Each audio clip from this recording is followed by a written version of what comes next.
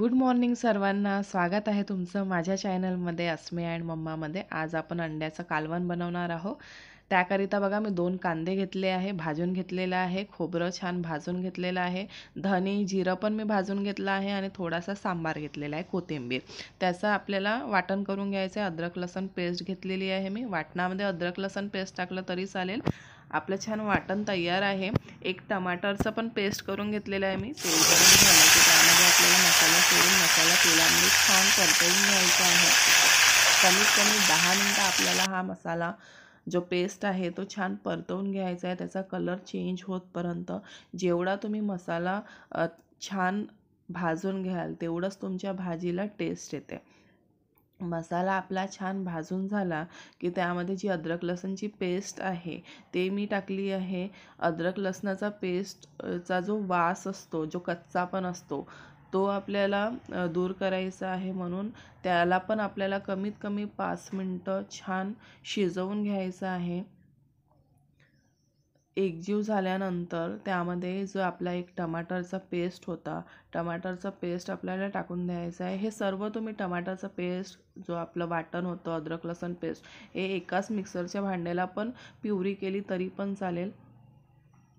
छान शिजवून घ्या तुम्ही त्याला. मी हळद सोडत आहे आणि चवीनुसार हिरोती लाल मिरची पावडर टाकत आहे. तुम्ही तुमच्या आवडीनुसार जेवढं तुम्ही घरात तिखट खाता त्यानुसार तुम्ही टाकू शकता. एक लहान चम्मच गरम मसाल्याचं पॅकेट पावडर टाकलं आहे मी आणि चवीनुसार मीठ. याला छान तेल सुटतपर्यंत छान तेलामध्ये शिजू द्या. जेवढं तुम्ही मसाला शिजवाल तेवढंच मग तुमच्या भाजीला तर्री सुटते आणि तर्रीशिवाय भाजी खायची मजा येत नाही.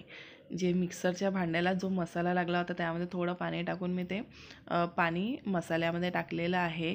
पाणी टाकल्यामुळे आपला मसाला जळत नाही, बुडाला लागत नाही आणि छान शिजतो पण मसाला. झाकून 2 मिनटं ठेवून द्या. बघा पाणी टाकल्यामुळे बघा आपला मसाला किती छान शिजला आणि कलर बघा तुम्ही एकदा. गावरान पद्धतीचं अंड्याचं कालवण आहे. अंड्याचा रस्सा, अंड्याची भाजी, जे पण तुम्ही म्हणता. कलर बघा किती सुंदर आलेला आहे मसाल्याला. आपला मस्त मसाला शिजलेला आहे. त्यामध्ये मी आता गरम पाणी टाकत आहे.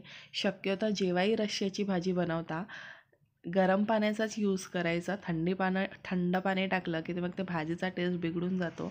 झाकून मी 5 मिनटं रश्श्याला उकळी येतपर्यंत ठेवलं होतं. 5 अंडे घेतले आहे मी, मधातून कापून घेतलेले आहे. एका अंड्याचे 2 काप करून घेतलेले आहे. तुम्हाला जर असंच अंडे टाकायचे आहे, सैगे अंडे टाकायचे, तरी तुम्ही टाकू शकता. छान मस्त अंड्याला पण गॅस कमी करून उकडून घ्या. अंड्याचा जो टेस्ट आहे तो पण रश्श्यात उतरला पाहिजे.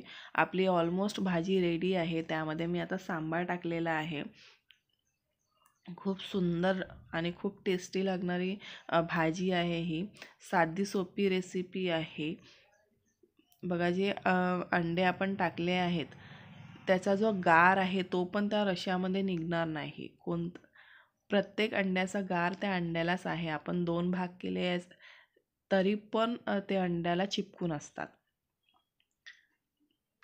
2-3 मिनटं आपल्याला छान उकडून घ्यायचं आहे भाजी. गॅस बंद केलेली आहे मी. रश्श्याचा कलर बघा, तर्री बघा, आहे ना गावरान पद्धत. कलर बघा, भाजी बघा. पोळीबरोबर खा, भाताबरोबर खा, भाकरी खात असाल तर भाकरीबरोबर खा, एक नंबर लागेल. रेसिपी आवडली असेल तर नक्की ट्राय करा. लाईक करा, कमेंट करा, शेअर करा आणि चॅनलला सबस्क्राईब करा.